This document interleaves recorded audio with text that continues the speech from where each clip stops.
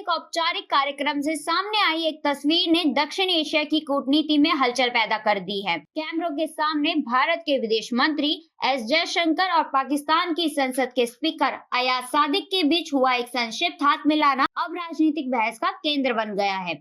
सवाल उठ रहे हैं कि क्या यह सिर्फ औपचारिक शिष्टाचार था या पाकिस्तान इसे जानबूझकर बड़ा कूटनीतिक संकेत बनाने की कोशिश कर रहा है। ऑपरेशन सिंदूर के बाद अंतर्राष्ट्रीय स्तर पर दबाव झेल रहे पाकिस्तान ने इस पल को अपनी राजनीतिक सफलता के तौर पर पेश किया। पाकिस्तानी मीडिया और संसद से जुड़े बयानों में इसे भारत पाक रिश्तों में नरमी का संकेत बताया गया, लेकिन हकीकत यह है कि पहलगाम आतंकी हमले के बाद भारत का रुख बेहद सख्त रहा।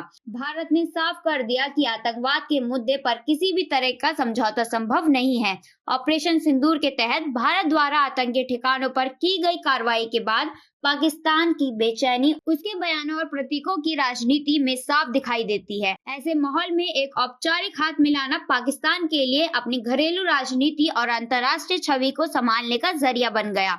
लेकिन जयशंकर की ढाका मौजूदगी का असली महत्व बांग्लादेश से जुड़ा है। जी हाँ, औपचारिक रूप से यह यात्रा पूर्व प्रधानमंत्री खालिदा जिया को श्रद्धांजलि देने के लिए थी, लेकिन इसी दौरान बीएनपी के कार्यकारी अध्यक्ष तारिक रहमान से हुई मुलाकात ने नए संकेत दिए। बांग्लादेश में आने वाले चुनाव और अवामी लीग के राजनीतिक परिदृश्य से बाहर होने के बाद भारत की रणनीति बदलती दिख रही है। विश्लेषकों का मानना है कि भारत अब भविष्य की सरकारों से संवाद के नए रास्ते तलाश रहा है। ढाका में खींची ये तस्वीरें आने वाले समय में दक्षिण एशिया की राजनीति की दिशा तय कर सकती है।